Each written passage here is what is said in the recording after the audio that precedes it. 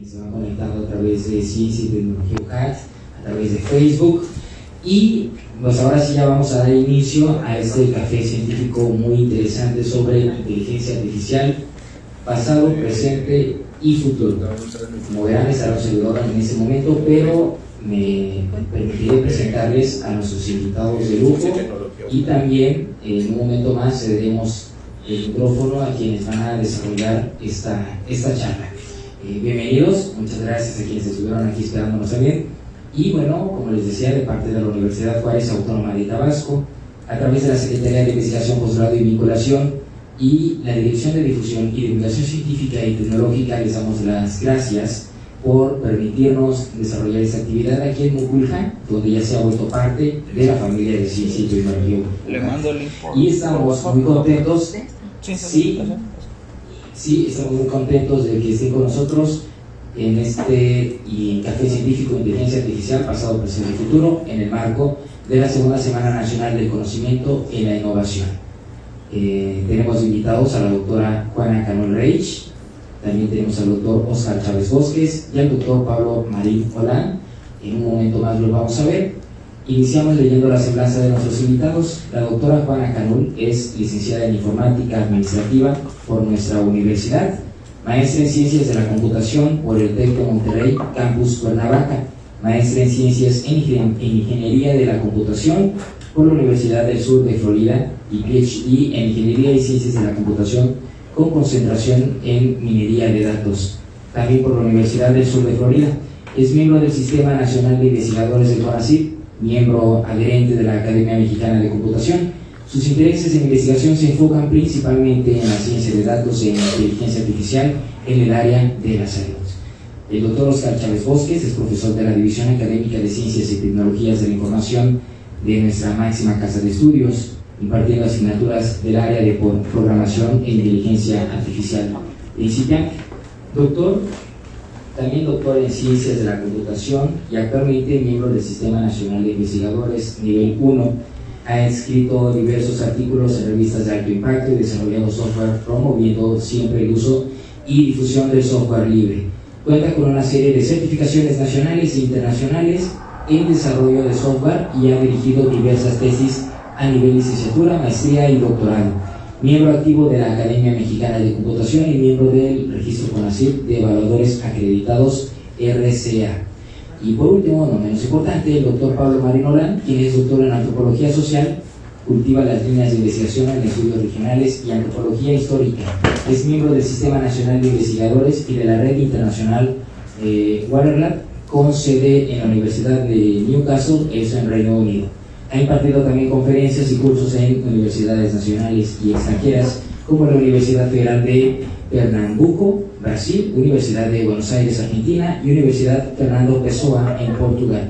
Así que sin más preámbulo, les damos la bienvenida a nuestros invitados y los invitamos a que nos acompañen en este momento. Iniciamos con el doctor.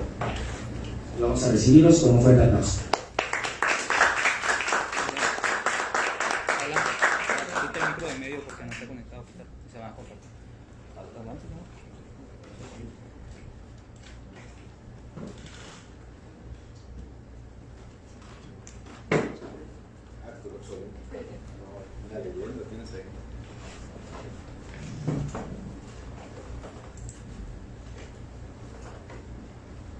Muy bien, pues muchas gracias por estar aquí reunidos, acompañándonos en este espacio que en lo personal para mí este espacio es un espacio que me recuerda la agitada vida estudiantil de aquellos años 90. Aquí Gaby yo lo tengo aquí desde el 98, 99 y bueno, siempre fue un espacio para la expresión artística, también para los librepensadores, y yo creo que por eso Muculja es bastante simbólico, simboliza mucho. Y bueno, el día de hoy vamos a honrar un poco este espacio. Es un espacio como de libre creación, de libres ideas, y la verdad que tenemos los invitados que tenemos son unos súper invitados, la verdad que tenemos un cartel ahí de primera, con todos los trabajos científicos que ha hecho la doctora Canul y también el doctor Oscar, que así como lo ven de joven ya ha publicado cosas muy interesantes que vamos a tratar de abordar en ellas. Y la idea, les platico un poco a todos los que nos están siguiendo por redes sociales, les platico un poco por qué la idea de hacer un programa de inteligencia artificial. Lo que tratamos de hacer nosotros en UJAP Conciencia y todos los programas que tenemos en la universidad es precisamente tejer ese puente que por algunas razones se empezó a hacer cada vez más pues, fragmentado y se empezó en ocasiones hasta colapsado, diría yo, donde los científicos estaban publicando, haciendo cosas muy interesantes, pero el grosso de la población no tenía acceso a estos papers, a estos avances, y tampoco había como esta idea de vincularnos y poder divulgar el conocimiento para que las personas que no están muy versadas o no son especialistas en los temas pues puedan enterarse y saber de lo que está aconteciendo en el mundo científico. Entonces, por allí, platicando con Adrián y con David, pues surge la idea de hacer un programa con inteligencia artificial, porque no solamente porque es algo de moda, realmente es fuera de eso, no es tan como de moda, sino que lo estamos usando a diario. Ya inteligencia artificial está presente en todo, dispositivos que usamos, casi todo tiene inteligencia artificial. El detalle es que no hemos como reflexionado acerca de los rumbos y derroteros que nos puede llevar esta tecnología, que bueno, finalmente también hay grandes empresas, hay muchos intereses también de por medio, y hay muchas interrogantes todavía hacia dónde el futuro de la inteligencia artificial. Por eso titulamos esta breve charla, esta tertulia, inteligencia artificial pasado, presente y futuro. Entonces vamos a hacer una reflexión, ¿no? Y bueno, yo quisiera comenzar un poco en la parte de historiador y antropólogo, historiador de la ciencia, luego antropólogo. Pues sí, obviamente a mí sí me interesaban un poco los orígenes, y bueno, a mí me gustaría que aquí nuestros panelistas nos hablaran un poco, porque esto parece para nosotros muy nuevo, pero realmente Alan Turing en 1950 publica un paper que después que se convierte en un ensayo por toda esta intención de querer divulgarlo, Computing, Machinery and Intelligence. Esto que publica Turing originalmente, lo que buscaba él es que una máquina exhibiera la capacidad, que exhibiera el comportamiento inteligente similar al de un ser humano o indistinguible de este. Es como lo que trataba de buscar. Entonces, yo quisiera, como después de que publica esto Turing, se empieza, obviamente viene una serie de críticas, también vienen muchos seguidores de Turing, y viene esta parte que a mí en lo personal me llamó mucho la atención, y quisiéramos que reflexionáramos un poco, nos situáramos un poco en 1950, este interés desde el inicio de inteligencia artificial de trabajar tratando de imitar a un humano, ¿no?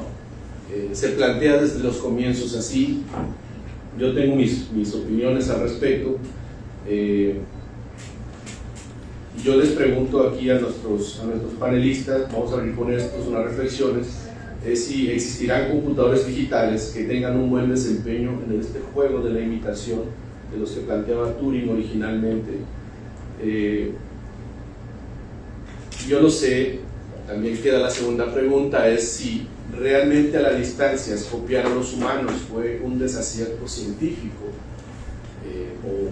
o no, porque hay muchísimos campos de la inteligencia artificial como la neurociencia, la doctora Canula está haciendo unos trabajos muy interesantes que ahorita conversábamos, pero esta idea de copiar al ser humano fue realmente fue un desacierto científico. ¿Cómo lo ven ustedes? ¿O fue un acierto científico lo que propuso Turing? Porque al parecer todo lo de inteligencia artificial va encaminado hacia allá, ¿no? Entonces, bueno, gran parte de ella, ¿no? Pues no sé si nos pudiera comenzar, si Oscar o Juanita quieren tomar el micrófono, adelante.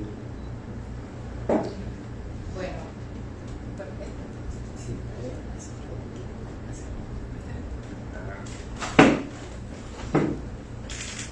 Bien, bueno, este test de Turing o el Turing Test, como lo conocemos y que es tema de nuestras clases de inteligencia artificial, pues realmente fue donde se plasma la idea de, bueno, ¿en qué consistía ese test? Bueno, estaba una máquina de un lado, una pared, y luego había personas del otro lado de la pared donde están interactuando a través de la computadora, están platicando, pero no saben si quien responde es una persona o es una máquina. Entonces, justamente, si no logra distinguir que es una máquina, pues ese es el Turing Test, ¿no? O sea, y se habla, ¿pasó el Turing Test o no lo pasó?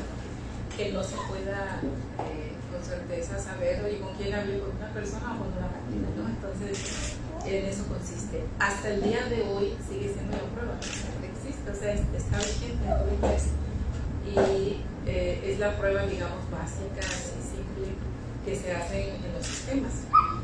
Ahorita nosotros y ustedes seguramente platican cuando están haciendo uso de servicios en línea, platican con un robot, ¿verdad? Para solicitar un servicio, para ver el estatus de una orden, y quien contesta no es una persona, sino que ya sabemos que es un robot, ¿verdad? Es un chatbot en realidad. Pero ya lo sabemos, ¿verdad? Cuando se hace la prueba, pues realmente no se conoce quién contesta. Entonces, desde ahí se sentaron las bases de lo que hasta el día de hoy en la inteligencia artificial se sostiene, ¿verdad? Que el pensamiento humano no es inherente nada más de nosotros. Y el pensamiento no es nada más, digamos, de las personas, sino que también es posible transferirlo a equipos y que pueden hacer esa imitación, ¿verdad? Y qué podemos decir es pues que ha avanzado las técnicas, los algoritmos son cada vez más sofisticados, están ya en nuestros celulares, en nuestras gafas, en nuestros relojes, midiendo todas las cosas que hacemos, llevando recuento. Si es un teléfono con Android, lleva el recuento de las rutas, el recorrido, y te puede decir dónde se te perdió el teléfono, ¿no? Dónde se quedó el teléfono, que ya no estaba contigo. Pero bueno, entonces, ¿qué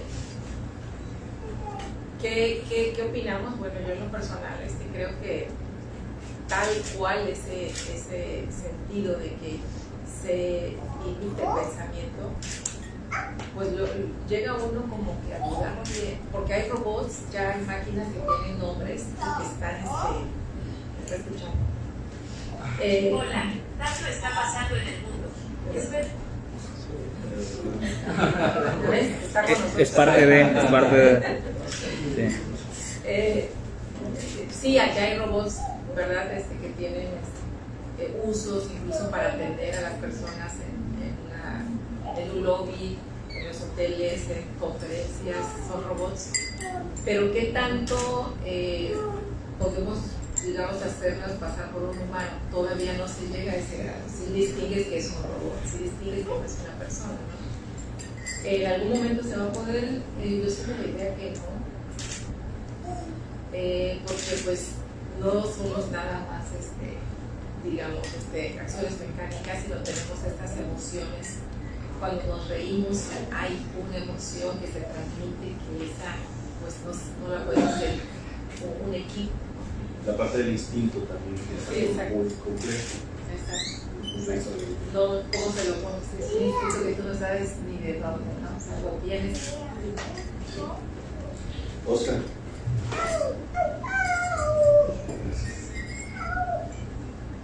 Bien, con respecto a la segunda pregunta, que era básicamente que la inteligencia artificial actualmente parece busca imitar realmente las acciones que realizamos los seres humanos.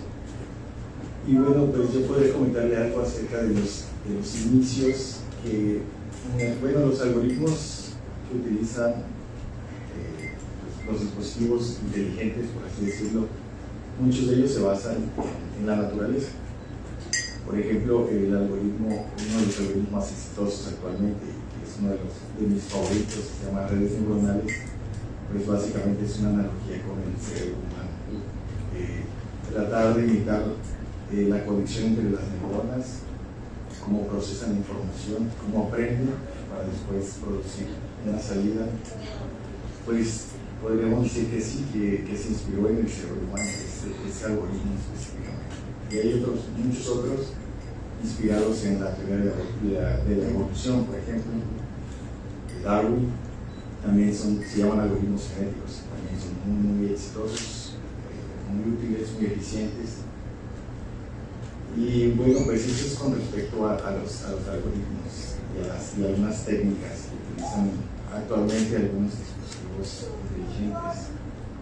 Y bueno, con respecto al futuro, pues bueno, actualmente lo que se hace es utilizar esos algoritmos exhaustivamente en computadoras cada vez más grandes, con más capacidad, y tratar de alimentarlas con más datos para que aprendan cada vez más. Y pues eso pues actualmente llega a un límite, ¿no? ¿Cuál es el límite? Pues el límite de la computación como tal. Todos los sistemas, todos los equipos tienen algún límite de procesamiento, de memoria, y pues los algoritmos están limitados a eso. Y pues en cuanto a los robots, como comentaba la doctora, pues ¿por qué tenemos, se supone que, o bueno, algunos autores mencionan que tenemos un tipo de complejo de Dios, porque a fuerzas queremos hacer robots que se parezcan a nosotros, cuando quizás habría un diseño más eficiente, un robot con 4 brazos, por ejemplo, 2 piernas sería mucho más eficiente que uno como nosotros, ¿no? 2 brazos y 2 piernas, pero a fuerzas queremos hacer a nuestra imagen y semejanza. Y bueno, eso todavía está pendiente. ¿Cuál es el futuro? Pues hay mucha expectativa al respecto, pero pues podemos decir que estamos empezando apenas a explotar esta capacidad de los dispositivos inteligentes. Realmente saber hasta dónde vamos a llegar es complicado ahorita para mí decir. Sí, bueno, la pregunta iba precisamente, y la reflexión iba en el sentido de que dentro de nuestra misma historia como civilización hemos tenido como una fijación, a veces casi obsesiva, en diferentes culturas. Por ejemplo, los judíos tienen el golem, que es una persona muy semejante a un humano, y son tradiciones de pensamiento mucho más antiguas, y el hombre ha estado como constantemente en construir algo parecido a él, lo más semejante a él. Y dentro de la misma historia de las civilizaciones, estas criaturas han resultado, digamos, pues no una aberración, pero sí casi algo que se sale después fuera de control de su creador, ¿no? Entonces, es un poco la reflexión, porque yo pienso que sí se ha avanzado mucho en inteligencia artificial con las buenas redes neuronales, pero por ejemplo, he leído muy poca reflexión acerca de cómo aplicar la inteligencia artificial para nosotros no sucumbir como civilización. Es decir, ¿por qué no usamos inteligencia artificial para crear modelos matemáticos, computacionales, para mitigar, por ejemplo, el cambio climático y diseñar estrategias que nos ayuden a sobrevivir como especie? Entonces era por eso la reflexión, porque estamos como empecinados más en entender cómo funciona parte del cerebro humano, pero por otra parte nos estamos hundiendo como civilización también. y no estamos atendiendo como otros problemas de civilización que sí son como muy importantes. Y por ahí hay un trabajo de un marroquí, que es uno de los, digamos, intentos que está haciendo él de crear una comunidad de científicos a nivel mundial que estén trabajando con modelos precisamente para no sucumbir como civilización. Entonces se va a hacer, pero es un trabajo, es como una isla, es un trabajo que casi no está muy definido, que ha tenido muy poco impacto, ¿no? Y era por eso un poco la reflexión. No sé, yo pienso que quizá el objetivo de querer imitar al humano es como un posicionamiento muy personal, pero yo creo que el camino debería como de pensarse muchas veces si realmente queremos eso, o hay otras preocupaciones mucho más grandes que no solamente nos importan como humanidad y centrar como los esfuerzos en ellas, pero digamos esos son como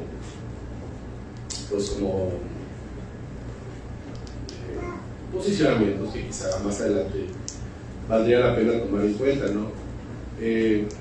Si lo situamos, ya nos salimos un poco del pasado, del test de Turing que inaugura todo esto en los 50, sí me gustaría que nos compartieran con el público, porque a veces los que no están muy especializados, pues, hablan de inteligencia artificial, hablan de machine learning, de deep learning, entonces como que no estamos entendiendo muy bien a qué se están refiriendo. Yo no sé si alguno de ustedes nos pudiera al público explicar, saber qué consiste el machine learning, el deep learning, así un poquito más coloquial. Sí, bueno, yo quisiera antes de dar respuesta a esa pregunta, pues también comentar que en realidad sí hay cosas buenas que pueden apreciarse. Por ejemplo, si tenemos una zona de desastre como los temblores y quieres ver cómo está allá, el humano no puede meterse, pero sí puedes meter un vehículo, un robot que lleve una cámara que tú puedas desde afuera ver. Eso es un robot. O sea, es que pensamos cuando es un robot que es humanoide, o sea, que se parece al humano, pero no necesariamente un robot que tiene forma de humano. Un robot también es un aparato, es un robot, tú le pones allí la memoria, un procesamiento, una unidad de procesamiento, pues ya es un robot también. Digamos que al decir robot pensamos que siempre van a tener la forma de humano, ¿no? Pero si hay por ejemplo, un chatbot es un robot y es una aplicación con la cual tú interactúas, pero es un robot.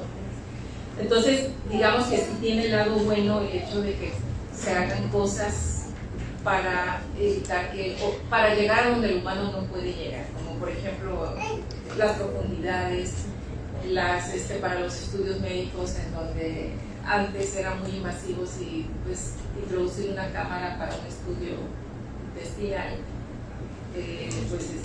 pues sí se lastimaba a la persona, ¿no? Y ahorita todo está tan miniaturizado y con chip, que es, digamos, que ya no te lastima mucho, y es un robotito, ¿no? El que va y pues tú puedes ver desde afuera las cosas y a lo mejor tomar alguna decisión por sí sola de hacia dónde moverse, y eso es ponerle inteligencia artificial a esos equipos también. Entonces, el ojo humano no puede entrar al cuerpo, pero esos robots pueden, y entonces nos ayudan a los que estamos afuera a tomar esas decisiones.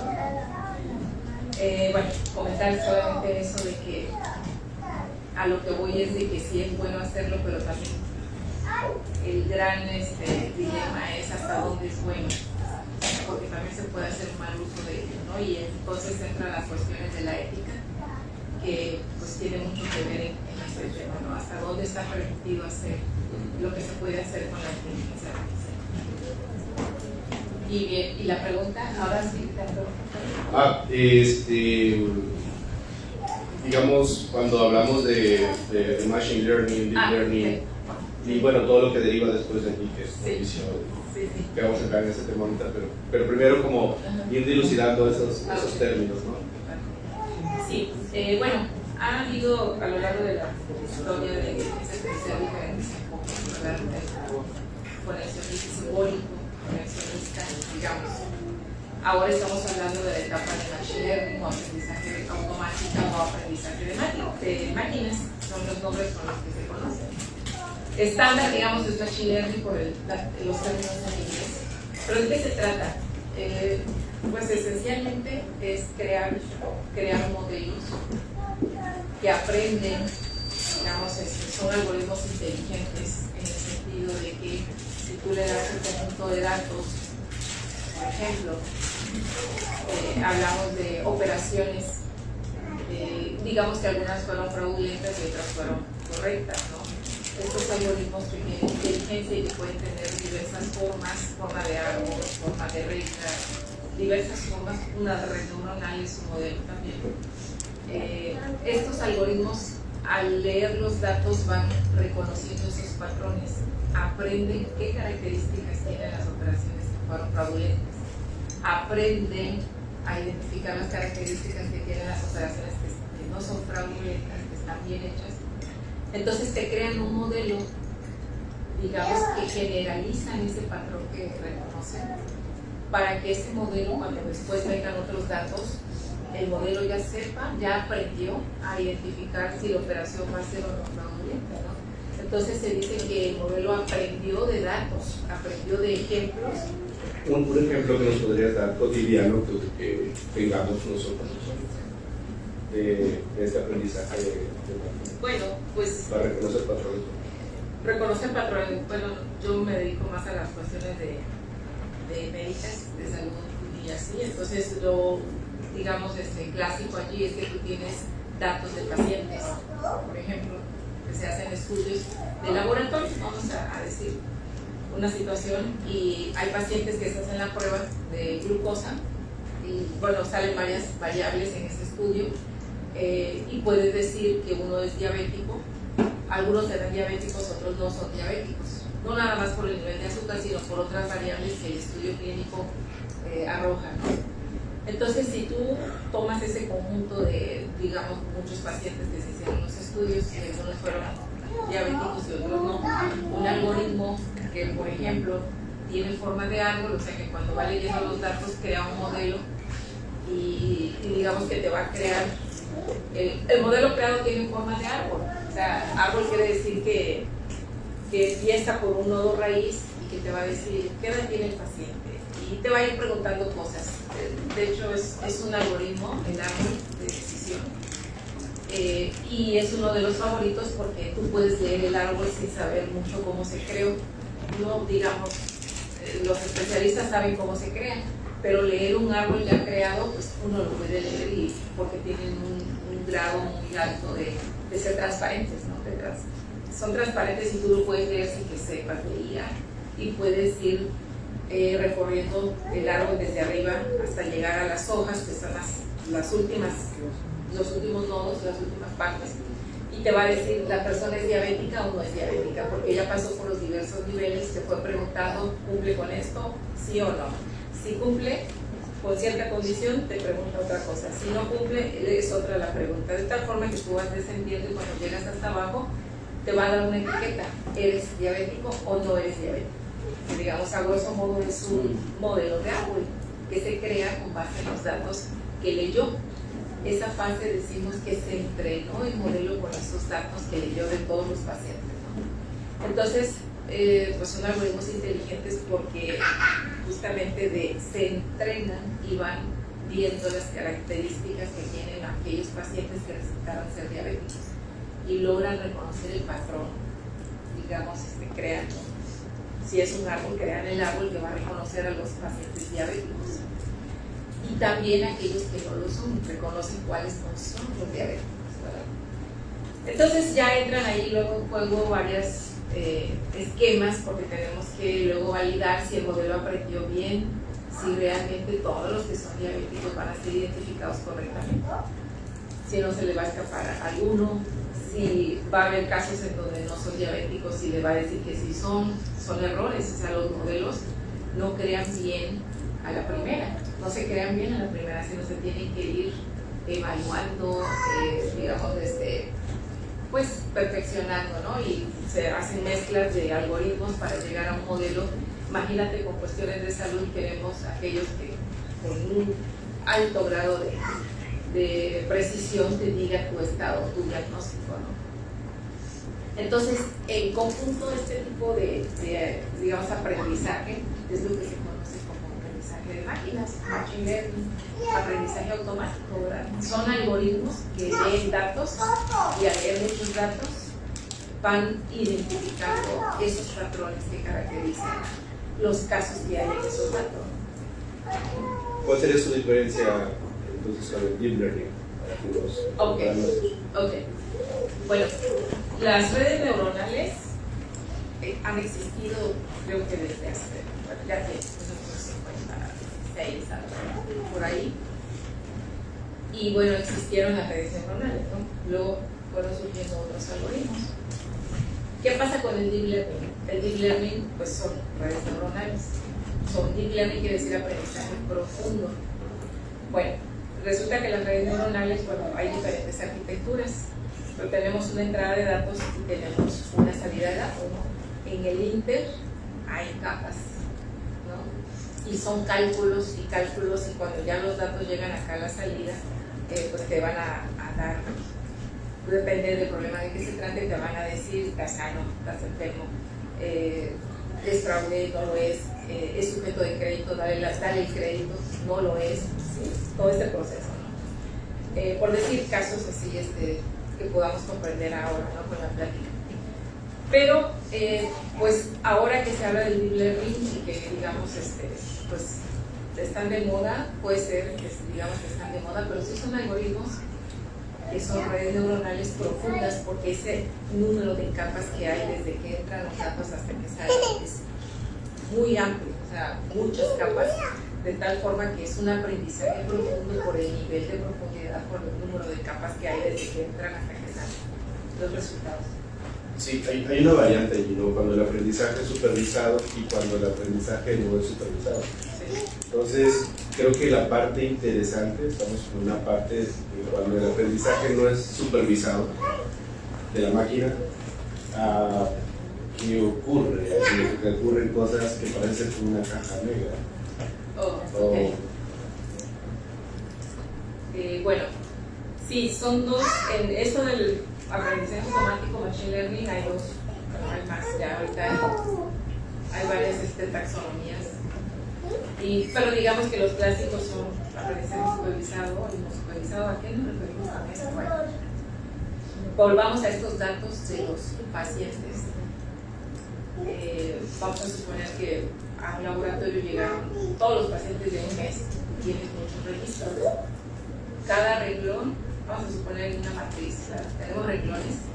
Llega un paciente, tú capturas sus datos en un Excel, digamos, como conocemos Excel 2, y en un renglón vas anotando los datos de tu paciente, pero luego llega otro y van los datos del otro paciente, y así llegas a tener muchos registros, ¿no?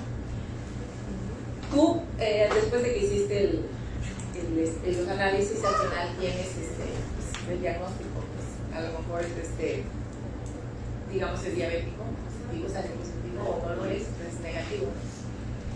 Entonces, cuando tienen los datos esa etiqueta, podemos hacer aprendizaje supervisado, porque está la etiqueta presente. Tú puedes escoger algoritmos que se valen y hacen uso de esa etiqueta para más fácil identificar los patrones que siguen las personas que tienen el caso positivo, porque está presente el diagnóstico. Pero vamos a suponer que simplemente no se trata de este caso de que ya están los resultados de los análisis, y simplemente tú llegas a un lugar en donde pues, hay personas enfermas, hay otras que no, incluso cuando se trata de COVID, ¿no? Y tú empiezas a capturar los datos, un renglón igual por cada paciente, y capturas variables, digamos que eres médico y sabes qué datos preguntarle a las personas, y entonces el médico también diagnostica, ¿no? Pero vamos a suponer que no hay médicos, nada más simplemente se están capturando los datos.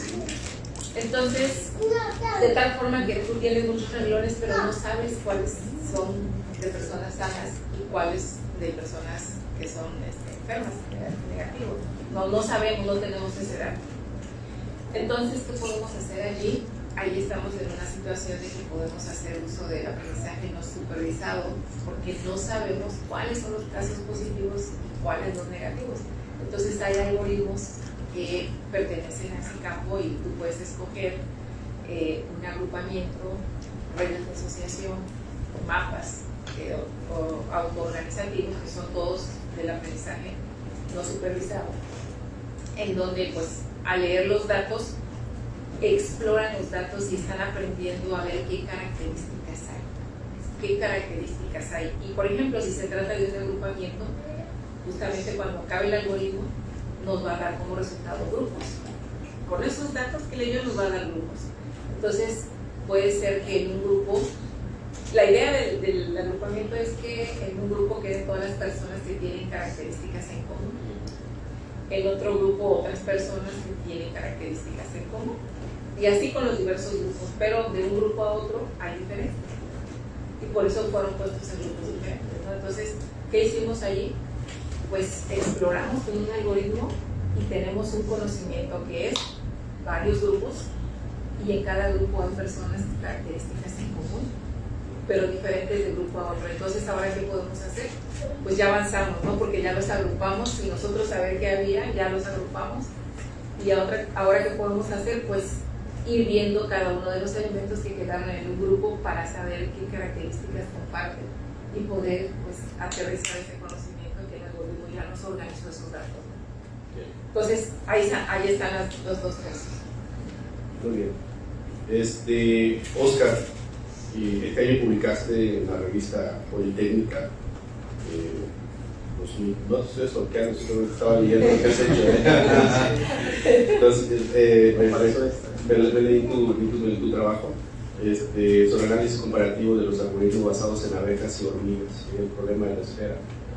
Y bueno, es un trabajo muy interesante, pero me llamó mucho la atención que tú tratas de conocer dos algoritmos de inteligencia colectiva, la cual simulan el comportamiento colaborativo de ciertas especies y busca una solución a un problema de optimización numérica bien conocido en el restaurante como el problema de la esfera.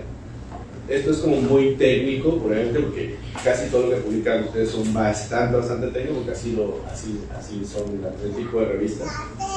Y quise bajar el artículo tuyo y me encontré con el $33.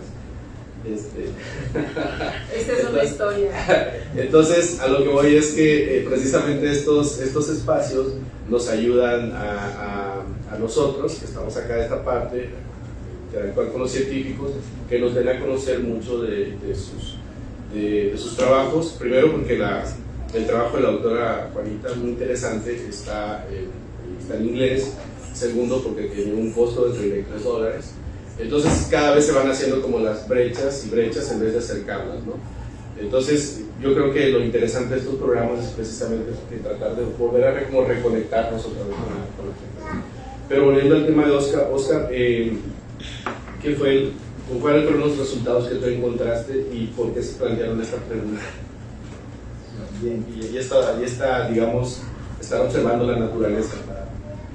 Sí, como les comentaba, muchos de los algoritmos más exitosos de inteligencia artificial se basan en algún fenómeno de la naturaleza, ya sea el cerebro, o en ese caso, específicamente cómo se comportan las hormigas cuando van desde el hormiguero hasta un punto donde encuentran alimento. Y todos hemos visto ese caminito que dejan las hormigas, y no siempre es una línea recta, casi siempre hay algunas curvas o algunos movimientos en esa línea.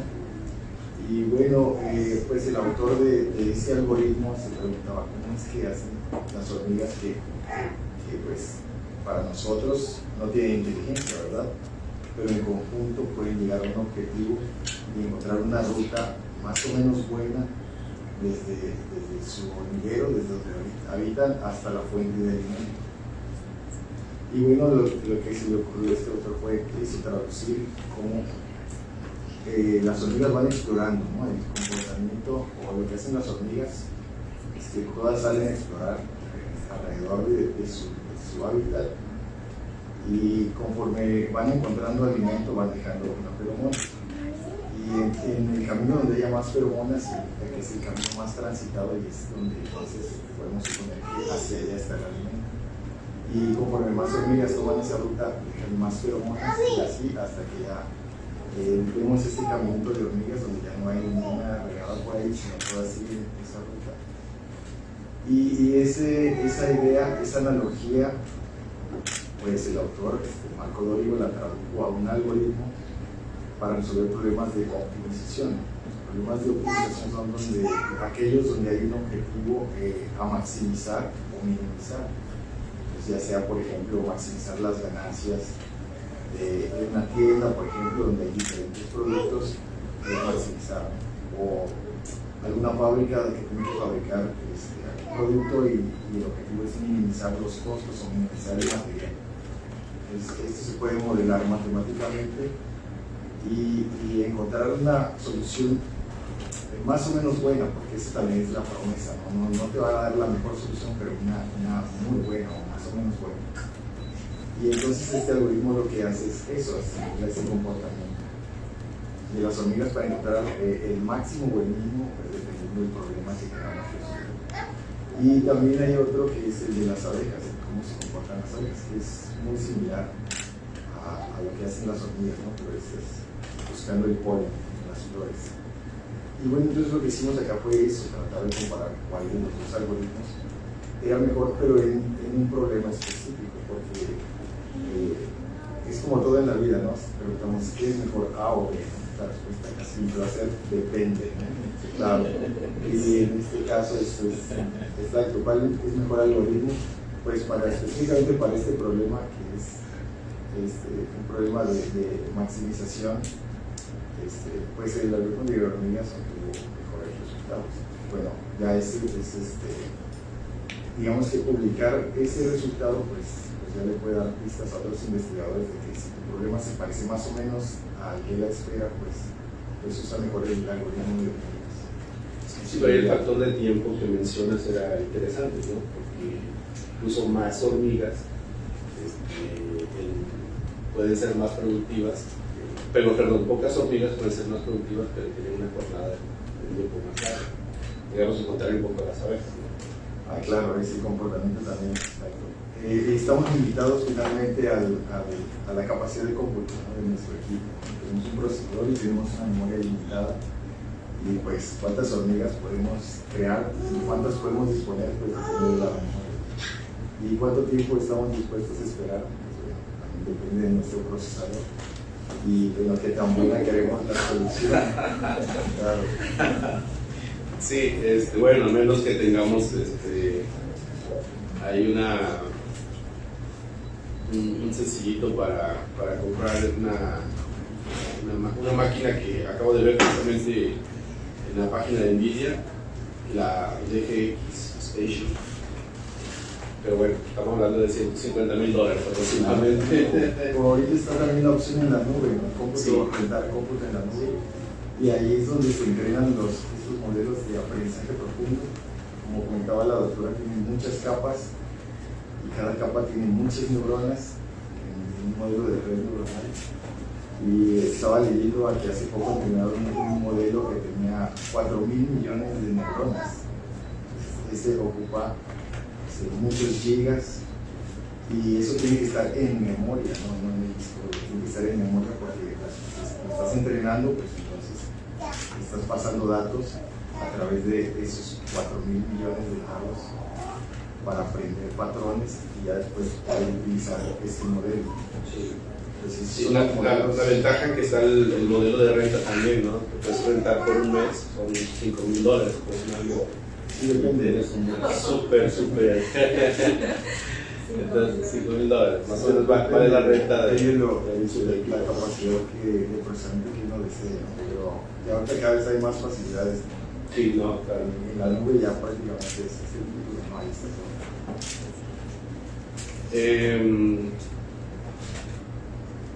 Bueno, no sé cuánto nos llevan el tiempo, nos quedamos a tiempo, bien, todo tranquilo.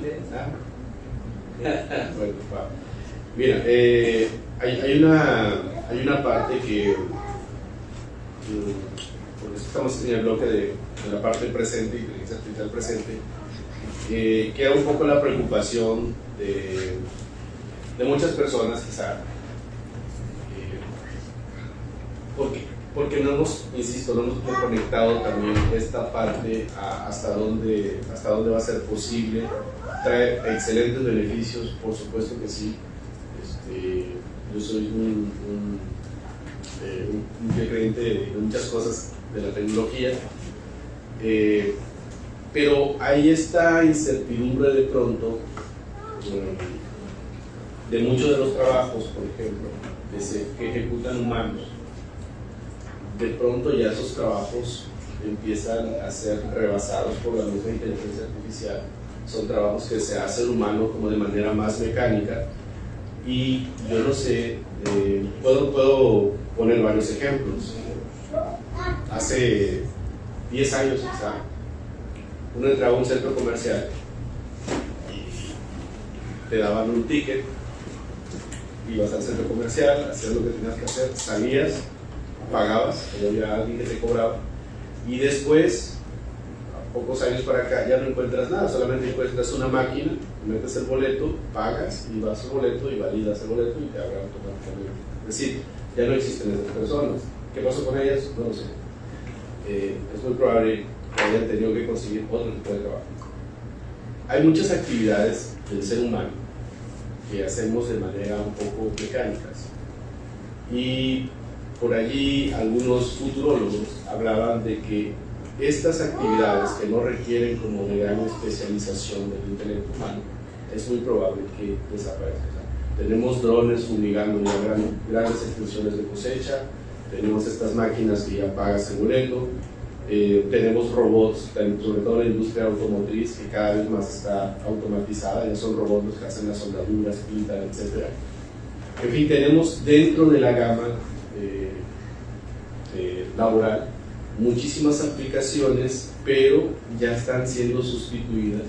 Yo no sé si a un mediano plazo qué sucedería un poco cuando ya no es tan importante el trabajo humano para hacer esas actividades que son un poco más mecánicas. Es un panorama que sí me gustaría como reflexionar, porque en los últimos 20 años la movilidad social en el mundo, es decir, la capacidad que tenían las personas de desplazarse y de escalar de manera económica, de manera social, ha estado estancada. Hay muy poco desplazamiento de movilidad social. Y si a eso le sumamos que viene un tipo de inteligencia artificial, entra la otra parte, es quién va a regular esto, o cómo se está regulando la inteligencia artificial en el mundo.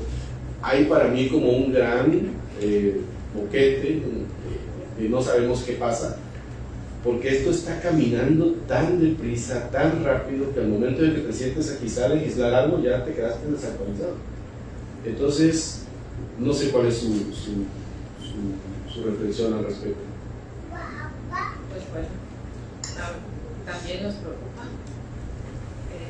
hasta dónde se va a llegar. Lo que sí estamos viendo de que conforme se va avanzando por etapas,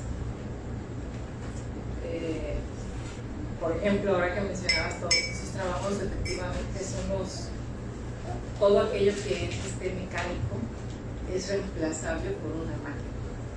Todo eso que donde no interviene tomar una decisión, que tú te pongas a pensar qué hacer, eso ya no es mecánico, ¿no? Pero lo que sí es, pues puede reemplazar ese proceso con un robot.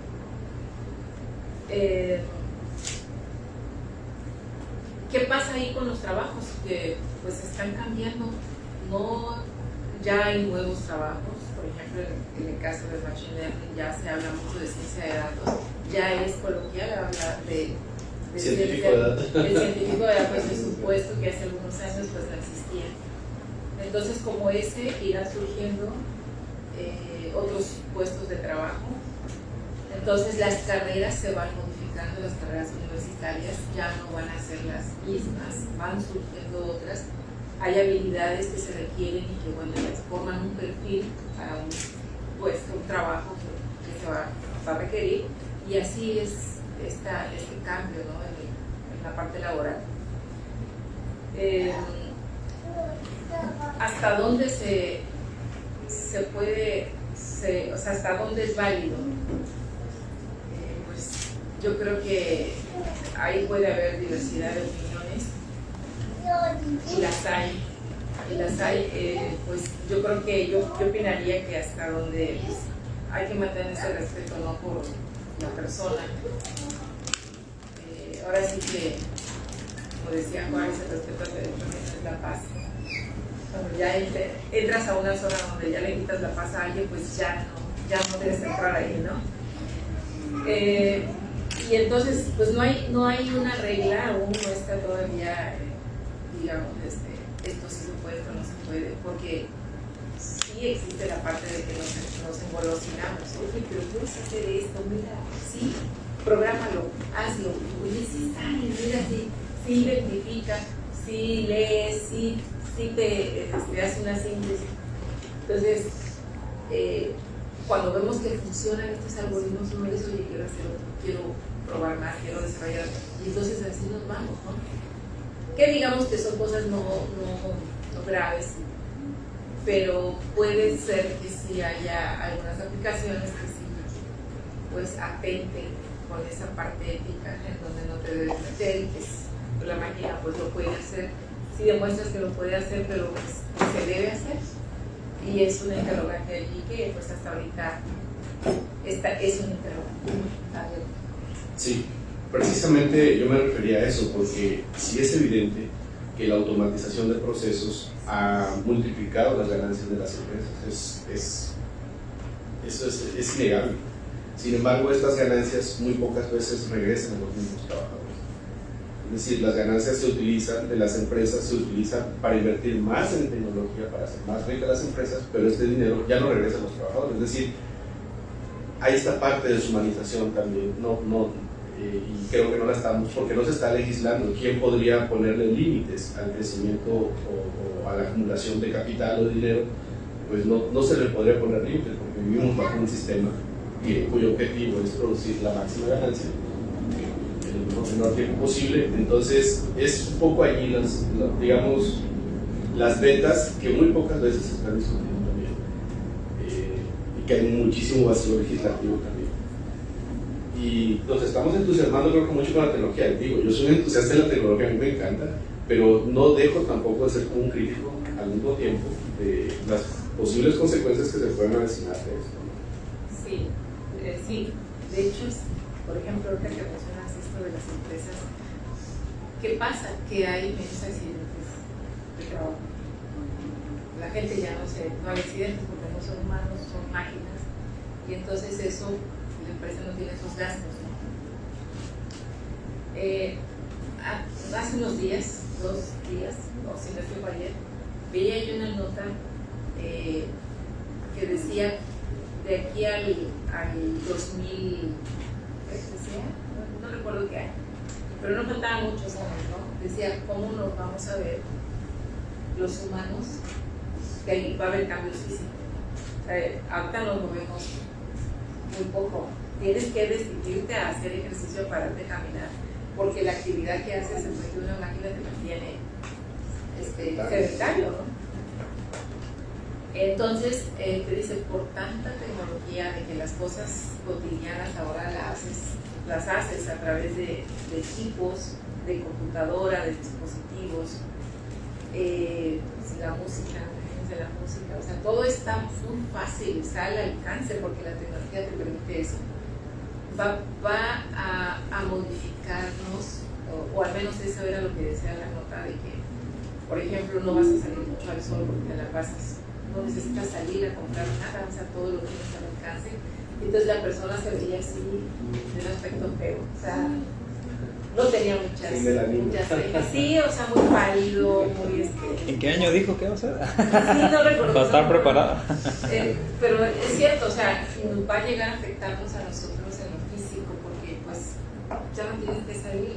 O sea, de hecho ahora yo me he puesto a pensar, de pronto haber regresado a lo presencial, tú dices, sabes que yo ya quería regresar a lo presencial, pero me doy cuenta que quiero seguir en la casa encerrada, ¿no?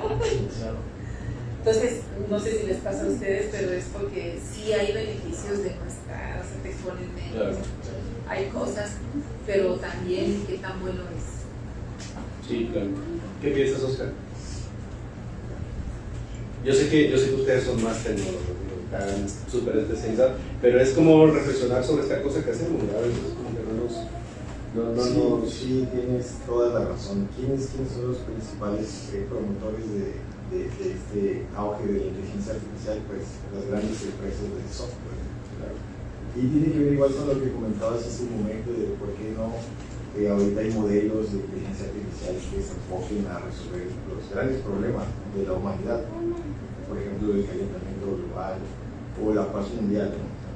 Son problemas difíciles realmente, ¿no? Y bueno, pues al parecer hay muchos intereses ahí y hay quienes no les importan esos problemas, ¿no? Resolver esos problemas, sino otros más específicos que tienen que ver pues, precisamente con lo que mencionas de obtener más ganancias, reducir costos.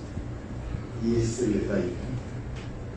Ahora lo que hacemos nosotros específicamente pues, es utilizar esos modelos, crear modelos pues, para resolver problemas específicos aquí en la región o problemas pues, que puedan ayudar a la sociedad. En el caso de la doctora, como ya comentó, los problemas relacionados al área de la salud. Pues, crear un modelo que ayude a un médico a hacer un diagnóstico más rápido o que mediante un análisis de sangre sencillo puedas detectar o más o menos saber si una persona va a ser propensa a cierta enfermedad o al cáncer. Es una forma económica para el paciente, pues es un beneficio directo para la sociedad. En este aspecto sí me gustaría como lanzar que nos platicara un poco la experiencia. A mí me queda claro, si practicas una sola ciencia, estás con un área de conocimiento muy súper especializado, los problemas son tan complejos que realmente necesitan de un pensamiento mucho más complejo que una especialización de las personas. Entonces, ahorita que platicamos antes del café, la maestra Juanita y yo, y me decía que estaba trabajando con médicos, hay digamos gente que está trabajando, neurocientíficos, con gente que está en desarrollo de tecnología y antropólogos. Entonces están haciendo como equipos multidisciplinarios para poder atacar un problema. Ya es muy difícil resolver un problema desde una manera unidisciplinaria. ¿Cuál ha sido como su experiencia en trabajar con esos grupos donde convives con varias disciplinas? A veces es un poco complicado entender, por ejemplo, ahorita que habla un poco más cuestiones de lenguaje matemático, entonces de pronto cómo poder comunicarnos, cómo ha sido su experiencia, porque yo pienso que los desafíos que vienen van a ser un poco de tratar de enfrentarlos como comunidades científicas, ¿no? Sí, ahora es todo multidisciplinario. Pues la ciencia de datos por definición está en la parte matemática, la parte con estadística, la parte de sistema de información, ¿no? Y todas van en conocimiento del área de expertise, de la aplicación, pues, entonces todos hay una intersección allí. Y bueno, pues, desde la práctica, en el caso de mis trabajos, pues que están en el área de la salud, pues hemos tenido en el equipo neurólogos,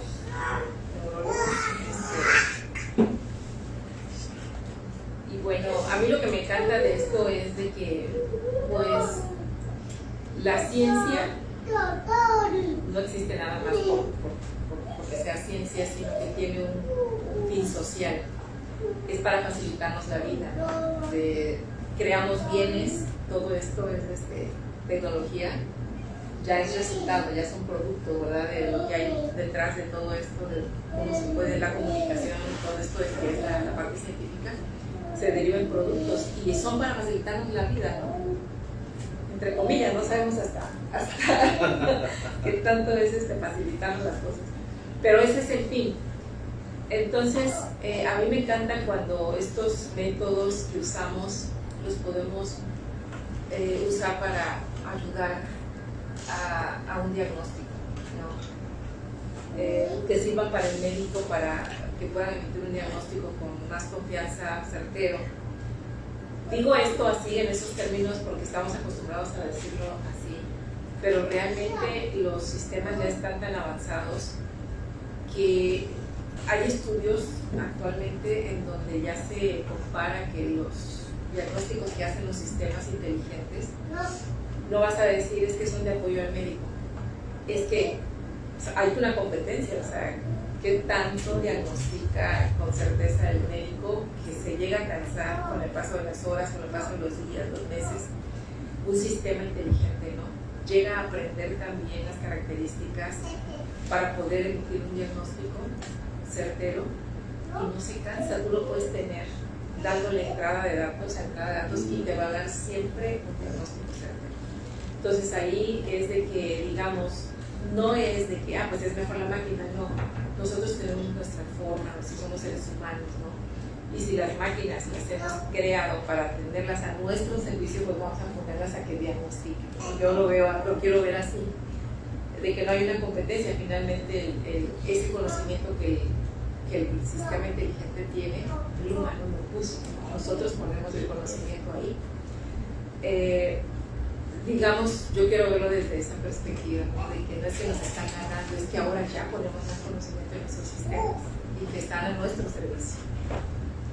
Así que pues yo con ese afán es de que pues sigo trabajando en esta área y realmente los sistemas, pues dices, ya un sistema inteligente te va a dar un diagnóstico tan perfecto como lo haría un especialista, el buenazo, ¿no? El reconocido de eminencia, te hace un diagnóstico así.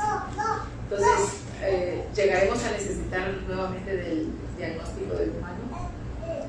Pues bueno, el humano nos ayudó a poner ese conocimiento en ese sistema, ¿no? Y el humano que descanse, o sea, ¿no? Que disfrute más de que tiene la tecnología en su servicio.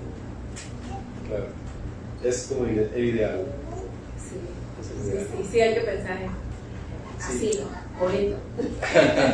Sí, es que me quedé pensando mucho porque en un hospital de la mujer, que es el hospital de Brigham, está trabajando ya con miles de radiografías, están entrenando muy bien las radiografías. Entonces, en este entrenamiento de las radiografías, que son miles de radiografías que son analizadas por inteligencia artificial a través de estas redes generativas adversarias, y de pronto ves que la fiabilidad que te da la inteligencia artificial a partir de la lectura de radiografías, lo acabas de decir, es muy, muy similar. Entonces, pero ahí hay un empleo, que es el de radiólogo.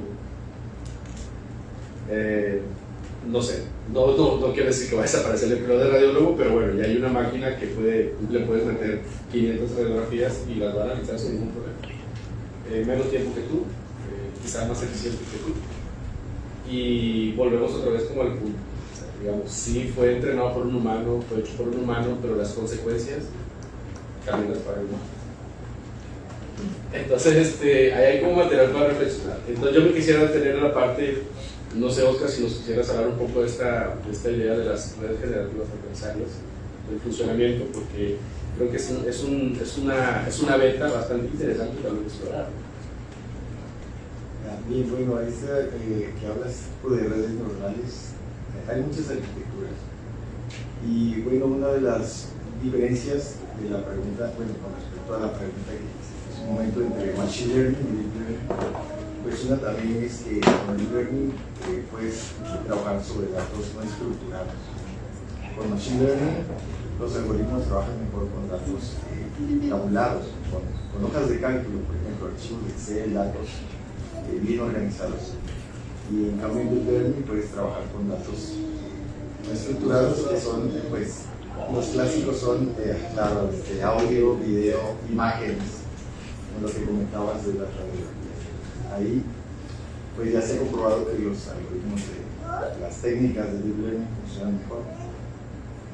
Y en cuanto a estas arquitecturas, específicamente la que comentas, pues tiene que ver con tener dos redes neuronales. Y bueno, un ejemplo muy, muy sencillo es que ahorita están de moda los deepfakes, no sé si lo han escuchado, que es muy fácil colocar a AMLO a que cante una canción, ¿no? Y entonces se ve, es casi real, ¿no?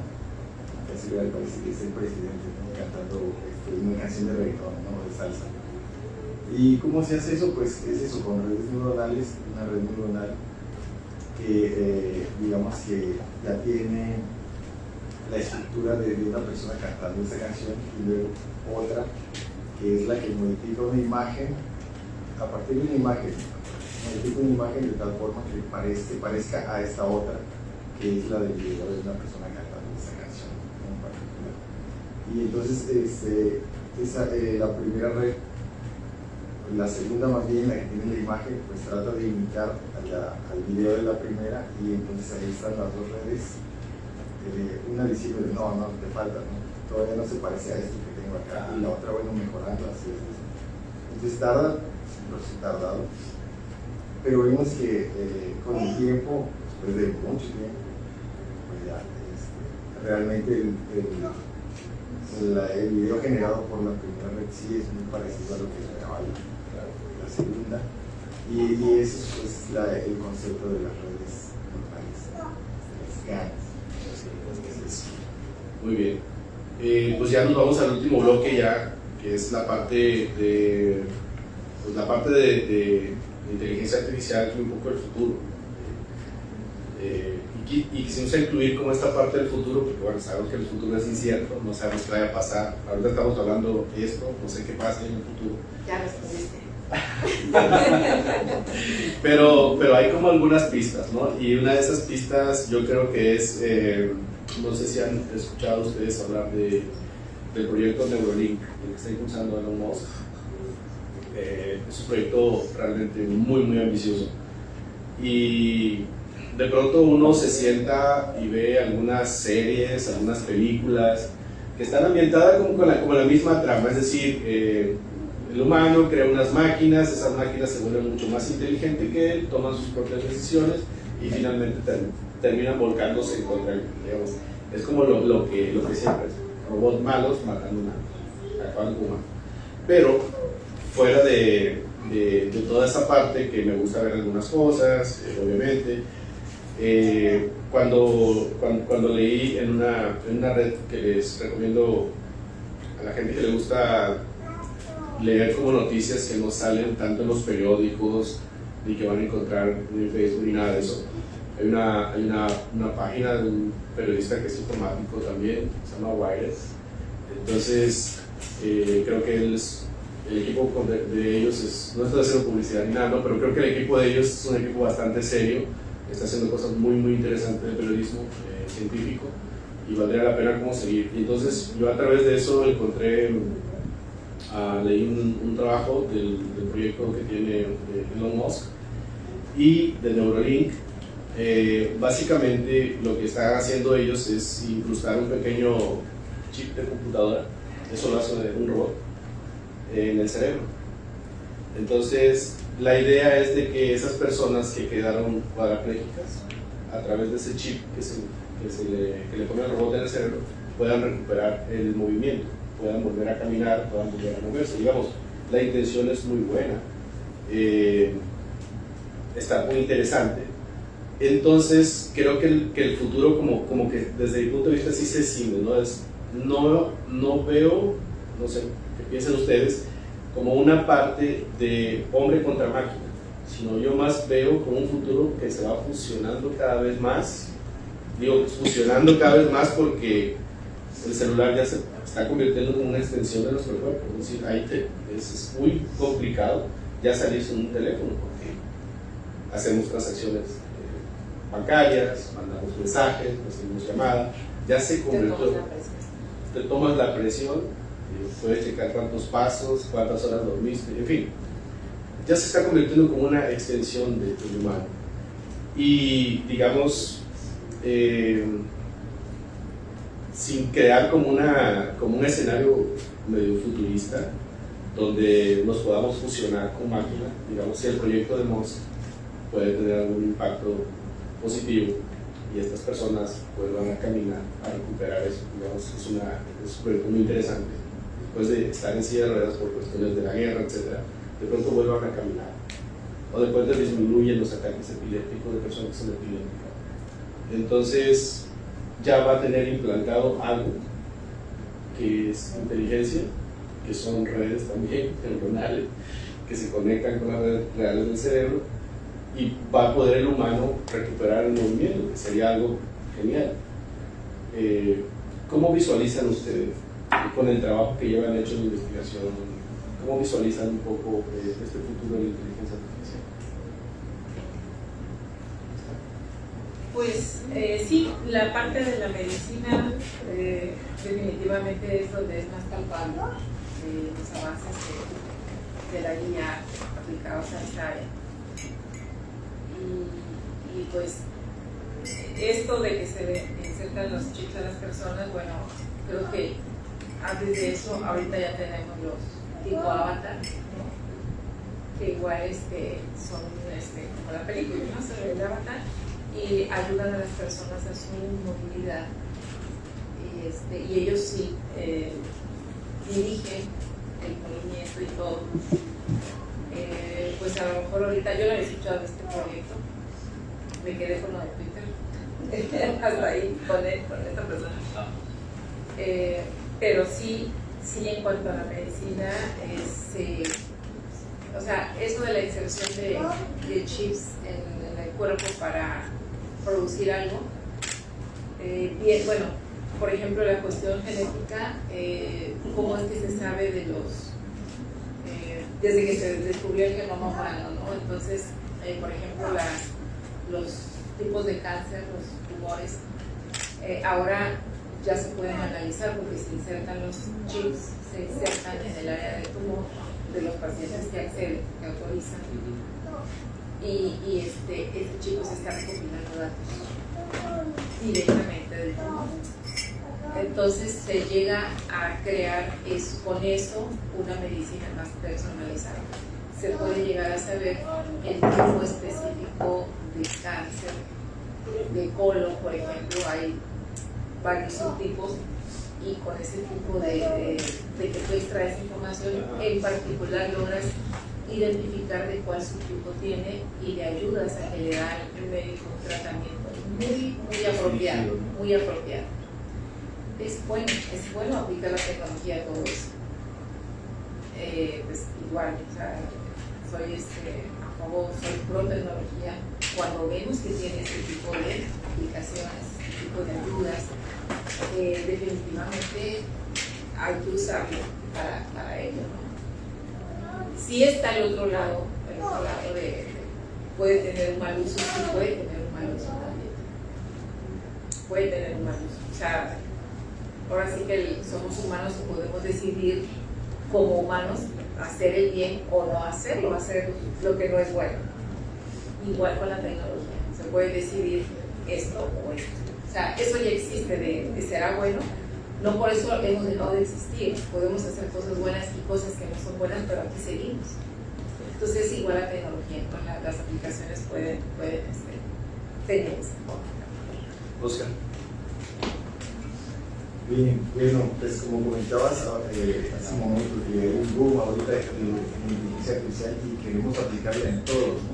Absolutamente, no queremos usar gafas, ¿no? Que tengan sensores inteligentes, no ropa, con sensores inteligentes. Pero yo pienso que, bueno, a mediano plazo va a haber como un equilibrio. Si te das cuenta, ahorita mucha gente ya está optando por cosas más sanas. Cada vez más gente está viendo los beneficios de ser vegetariano, por ejemplo, y cosas por el estilo. Entonces, yo siento que va a pasar lo mismo con la tecnología. En general, la sociedad se va a dar cuenta que en algún momento va a ser importante dejar un momento la tecnología y recuperar las cosas que hicimos anteriormente, ¿no? Que hacían nuestros abuelos, que no tenían nada de tecnología, y bueno, sin embargo, pues vemos que vivían bien, y sobre todo, pues, la mayoría de nuestros abuelos viven todavía, ¿no? Algunos, y viven saludablemente, y nosotros vemos que pues cada vez más jóvenes, con más enfermedades que no existían antes, ¿no? Entre la población. Y bueno, eventualmente yo siento que va a haber ese equilibrio, ¿no? que vamos a aprender realmente a utilizar la tecnología tecnología para lo que es. Ahorita somos quizás a la sociedad de un como niños, ¿no? Con un juguete nuevo, eso es para mí la tecnología, y vamos a madurar en algún momento y vamos a saber para qué usarlo, para cosas buenas, como bien dice la doctora, y bueno, siempre va a haber quien lo use para cosas malas, ¿no? Esos son como los anabólicos actualmente, ¿no? Algunos atletas usan drogas para mejorar su rendimiento. Bueno, es ilegal, pero lo hace, ¿no? Y hay gente que prefiere pues, hacerlo de manera natural, como fisicoculturista sobre todo. Y bueno, algo así para mí será en el futuro la tecnología, para lo que es realmente. ¿Tú crees que vamos a llegar a un punto de inflexión, es decir, de una toma de conciencia real y decir, ok, los límites nos empujaron hasta esto nada más, y aquí lo debemos de pasar porque sería como transgredir el equilibrio? ¿Tú piensas que vamos a llegar a un momento? Sí, claro, a mediano plazo, no tan pronto, pero sí, cuando ya veamos los resultados del exceso de teléfonos celulares en los niños, por ejemplo, ¿no? Eso es grave. Sí, bueno, y también lo que está pasando, el comentario de Juanita, de todo lo que se ha desarrollado día para reconocimiento facial, que pues, no te impide nada que puedas tú programar un dron con ciertas imágenes y enviar un dron para que ejecute esa persona. Sí, súper fácil, ¿no? Ya se puede hacer. Entonces, digamos, tenemos esta otra parte oscura también con la que tendremos que lidiar como civilización también, y el detalle es saber en qué momento vamos a parar para hacer una toma de conciencia como humanidad. Es como la cosa, ¿no? Pero hay un aspecto, sí. perdón, por ejemplo, hay cosas que estamos permitiendo nosotros. Por ejemplo, yo recuerdo que yo me sabía los números de teléfono de mis amigos. Sí. Te daban el número y tratabas de decir es este número. Hacías un ejercicio con tu cerebro. Ahorita no te molestan en hacer eso. Y no tienes la intención de aquí lo anoto. Hasta a veces ni el número propio sí, sabemos. Entonces, lo mismo ocurre que, oye, ¿cómo llego hasta allá? Voy a tal lugar y empiezas a pensar. La memoria espacial ya. Ajá, y entonces ahorita ya no te pones a pensar, ya pierdes esa habilidad, porque nada más le dices al teléfono con tu voz, llévame a tal lugar. Y tú sigues las indicaciones. Entonces, hay una parte cognitiva que no estamos ejerciendo, como antes. Y lo que no se usa se atrofia. Y lo que no se usa se atrofia. Entonces, nadie nos dice, úsalo todos los días, y es decisión propia. Entonces, sabemos que sí, es cierto, lo que no se usa se atrofia, entonces estamos perdiendo esa capacidad. Y no es por mucho la tecnología, es algo ya cotidiano, y nosotros decidimos, más fácil que me lleve, y yo sigo las indicaciones. ¿A poco no? Pero si tú te pones a pensar, oye, ¿cómo llego hasta allá? No, ya que te lleve, ¿no? Entonces, eso es decisión propia. Entonces, también hay que ponerse a pensar por ese lado, ¿no? De que permitimos nosotros esa parte que nos está afectando, porque dejamos de ejercer esa condición, esa parte, ¿no? Sí. Entonces, no es nada más de que existe y te va a afectar, no, hay cosas que ya están, como estas que mencionamos, y que simplemente nosotros preferimos no evitar la fatiga, ¿no? Entonces, Así como te muy bien. Bueno, de verdad que me encantaría seguir. Hay muchas cosas todavía de las que no andamos. Es un tema bastante amplio, bastante grande, incluso de ciertas partes bastante polémico también. Y yo quisiera como ir redondeando ya el cierre del programa. Hace muchos años, cuando salía de la universidad por ahí en el 2001, recuerdo que algunos de los jóvenes de esa época pues vivimos la transición de la máquina Olivetti, después la máquina eléctrica, y luego empezamos el MS2, luego vino Windows, etc., ¿no? Y algunos de esos jóvenes nos entusiasmamos mucho porque después todo se le puso precio. Todo, querías comprar Windows, pagabas; querías comprar Office, pagabas; todo, si quieres usar todas esas paqueterías, pagabas. Entonces yo recuerdo muy bien que había como un grupo que usaba Linux, Ubuntu, cosas como más software libre, compartir las cosas de manera más abierta, etc. Y pienso, cuando entro, por ejemplo, en los repositorios, en YouTube, mucha gente que está subiendo código, que está subiendo cosas, con toda la buena intención de que mejore realmente nuestra condición de vida, ¿no? Que no está cobrando. Y bueno, yo soy muy partidario también de esta parte del software libre. Y me vino a la mente porque hay una, no sé si sea como un mito, pero está dentro de los linuxeros, ¿no? De que hay un antropólogo, que no dicen cuál es el antropólogo, no sé quién es el antropólogo, pero hay un antropólogo, y esto es un poco para reflexión, de que él pone como unos dulces, unas golosinas, una tribu africana. Entonces le dice a todos los niños, ahí están los dulces, el que llegue primero se los gane, y a la 1, a la 2 y a las 3, y van los niños africanos, y para sorpresa de él, van los niños africanos tomándose de la mano, todos, llegan a donde están los dulces, y empiezan a repartir los dulces para todos y cada uno de ellos. Entonces él se queda pensando y dice, bueno, ¿por qué hicieron eso? ¿Por qué no tú saliste primero y te agarraste todos los dulces y pudiste haber hacerlo? Entonces ellos le respondían Ubuntu, que significa yo soy porque somos. Y esta reflexión va en el sentido de que realmente no somos nada como humanidad, como civilización, sino somos solidarios también. Porque no nos sirve nada tener todo y dejar gente que no tenga nada. Y pienso que esta parte y esta reflexión de esta tribu africana de Ubuntu, por eso que se llama Ubuntu el software, yo digo que es un aprendizaje muy grande, porque yo pienso en lo personal que sí va a haber una brecha, que ya existe, una brecha tecnológica, cada vez está acentuándose cada vez más, y un poco mi temor,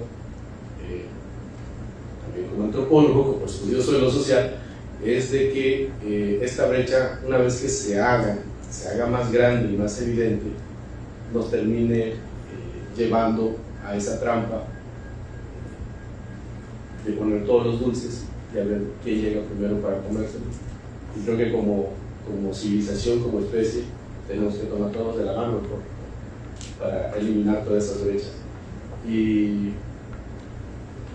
porque ya las brechas ya están ahí, ya son evidentes, cada vez están más marcadas y no podemos hacer realmente mucho. Ya la educación ya llegó para quedarse, está allí, creó una brecha. Muchos profesores se tuvieron que jubilar porque no los rebasó esta parte tecnológica. Hay mucha gente que tiene una frustración terrible porque le cuesta mucho trabajo engancharse en esto que va muy rápido. Y finalmente yo creo que una de las cosas que tenemos que reflexionar aparte de la tecnología es cómo reducir estas brechas. Sería como mi reflexión final para terminar el programa. Les cedo el micrófono, Juanita, Oscar, no sé si quieren ir cerrando. Sí, bueno, de lo que comentas, sí, indudablemente que el ser humano pues, es valioso, somos humanos, y a pesar de que estos avances tecnológicos tengan todas sus bondades, también pueden usarse para el prejuicio, sí se puede usar el prejuicio. Sin embargo, pues creo que son más las personas que le ven el beneficio de aplicar, de usar la tecnología para resolver problemas. Y de que se puede poner el pensamiento en yo creo que todavía estamos muy lejos de eso. El robot va le vamos a colocar lo que queremos que haga, que reaccione como le pongamos. Que sí autoaprenden, sí, también ellos autoaprenden. Sin embargo, pues tienen esa limitación. Y bueno, nosotros creo que desde el punto de vista del médico, por ejemplo, un neurocirujano, incluso todavía el cerebro es un misterio, incluso no se ha terminado de aprender. Entonces, todavía tenemos un camino muy largo por recorrer, porque ahora sí que si no estuvieran las máquinas, conocer el cerebro todavía no lo hemos dominado. Así que pues todavía yo pienso que prevalece la calidad y la calidez que como humanos nosotros podamos brindar a pesar de tanta tecnología. Oscar. Bien, retomando lo que comentabas de software libre, pues eso amerita otro cafecito, porque es un tema muy interesante que a mí me gusta mucho. Yo, por ejemplo, uso Linux, uso Ubuntu, y bueno, siempre trato de utilizar software libre. Y en general, todo el software que yo hago, el que fabrico o que mis estudiantes hacen, siempre lo publicamos en software libre. Ese es el objetivo, ¿no? Que sirva a los demás. Usamos cosas que desarrollaron otros, pero el compromiso es que eso es algo libre, algo que alguien ya hizo para tu beneficio, pero tú lo vas a mejorar, lo vas a contribuir y también lo vas a Y lo pongas a disposición. Claro. Entonces, eso es otro tema, otra charla. Y bueno, tiene que ver con inteligencia artificial, porque hay un movimiento ahora que se llama democratización de la inteligencia artificial. Y es eso precisamente, que la mayoría de investigadores que diseñan un modelo de inteligencia artificial, generalmente los liberales, casi todos están siguiendo ahorita esa filosofía. Entonces, hay muchas herramientas que tenemos a nuestra disposición, como investigadores, como estudiantes, y por eso ahorita ese es también parte del boom y del éxito de la inteligencia artificial, que hay mucho software libre al respecto. Muy bien. Sí, no sé si tenemos. Sí, hay unos comentarios. Sí, en redes sociales. Ajá. Elia Cornelio Marí, que es una excelente charla. Felicidades a los tres ponentes y excelentes reflexiones sobre ética. Sí, Mukulja, gran idea a hospedar estas charlas científicas. Enhorabuena. Gracias. Muchas gracias allá a la doctora Elia que nos escucha. No sé si tenemos algo más por allí en redes. No, pues bueno, si alguien tiene alguna pregunta, algún comentario. Pues alguien del público igual que quisiera un comentario, alguna pregunta que tiene hacia los investigadores, con mucho gusto. No se sientan apabullados por eso. Pues, creo que ya mostraron ser bastante humanos. Ya cheque, hermanito, no tiene ningún chip ni nada tampoco. Habría que hacer otro café, a lo mejor de la aplicación, pero en el arte, ¿no? Que no, a veces no se habló mucho, pero justamente el arte es lo que se supone que lo que nos hace humanos un poco, ¿no? Esa sensibilidad artística. Y pues por ahí, ¿no? Ya hay algunas aplicaciones que no del todo, pero sí ponen un poco en la preocupación a los artistas, ¿no? También a la gente que está en ese ámbito. Pero bueno, es un tema es un tema muy amplio, ¿no? Se genera arte. Sí. De hecho, yo me acabé mis créditos en OpenAI. Sí, claro. Me acabé los créditos y generé algunas imágenes increíbles, la verdad que. La ardilla con lentes. No, después. El lente de sorteando con unas ondas, se lo hace, genial. Y aparte le puedes poner en qué tipo de estilo pictórico quieres, cubismo, impresionismo, dibujo. Exacto. Que hay una parte también ahí interesante porque por ejemplo, cuando surgieron las vanguardias, ¿no? Entonces el surrealismo, el cubismo, fueron cuestiones completamente novedosas, ¿no? Rompiendo un poco el paradigma que se traía. A lo mejor, bueno, yo lo veo de esa manera, igual y no conozco tanto a profundidad, pero esas aplicaciones, pues de otra manera también se basan en lo que ya existe, ¿no? Habría que pensar y preocuparnos el día en que ya creen, por ejemplo, no sé si se le llamaría vanguardia artística, pero un arte novedoso que ya venga, o sea, no de una referencia humana, otra corriente ya del siglo XXI, porque esas fueron del siglo XX, ¿no? Pero algo que ya sea una corriente que ya nazca de la tecnología, sí está interesante. Igual. Ahí está. No, es otro cafecito ahí buenísimo, ¿no? Sí. Ya no hay más comentarios. Conchi S. González, gracias por compartirnos sus experiencias. Bien. Sí, yo creo que son todos. Gracias. Muy bien. Bueno, pues ya vamos a terminar el cafecito y muchas gracias a todos los que se tomaron la molestia de venir aquí a este recinto, a toda la gente que nos sigue en redes sociales, pues ahí va a quedar disponible también para los que se lo perdieron, le pueden dar replay, no pasa nada, y pues ojalá que nos sigan sintonizando, nos sigan viendo, escuchando en las diferentes plataformas que tenemos, en Spotify, en YouTube, en Facebook, ahí van a encontrar todos los contenidos que se hacen en la Dirección de Difusión e Investigación Científica de la Secretaría. Entonces, muchas gracias, Juanita, la verdad que un placer que nos hayas acompañado. Oscar, muchas gracias. David, igual felicitaciones a todo el equipo, genial, estamos un poquito tarde, pero bueno, así es la tecnología. Nos falló la Nos falló. tecnología. Y ya está, y bueno, muchas gracias a todos y que tengan excelente tarde. Adrián va a dar unos avisos nada más antes.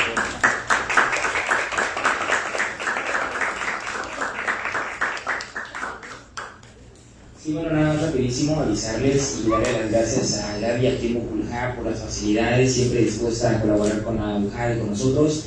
Y tiene algunas actividades para este viernes 18 de noviembre a partir de las 8 de la noche. El grupo Camayoc va a estar aquí con un donativo de 120 pesos. Si pueden asistir también con su familia, es muy agradable la variedad de eventos que tenemos, así como el jueves 17 de noviembre a las 5 de la tarde, Los Cuentos de la Selva por la actriz Berenice Cornelio.